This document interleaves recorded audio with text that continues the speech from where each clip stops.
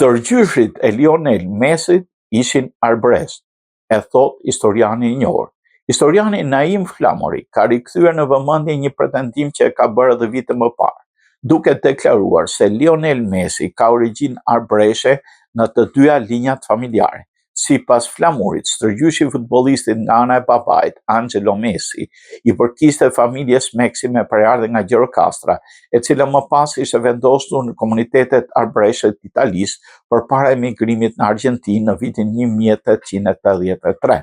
Në një intervistë kohë më parë për emisionin Good Morning Albanians në Euronews Albania, i tha se edhe nga ana e nënës së Mesit ekzistojnë dëshmi për origjinë arbëreshe, duke referuar dokumenteve kishtare që sipas tij janë bërë publike së fundi nga një prift italo-arbëresh. Flamuri theksoi se këtë tezë ka trajtuar edhe më herët duke mbështetur në librin e autorit Guillem Balagu për Lionel Messin, votuar në vitin 2013, ku përmendet përardhja e familjes nga komuniteti arbëresh në Itali.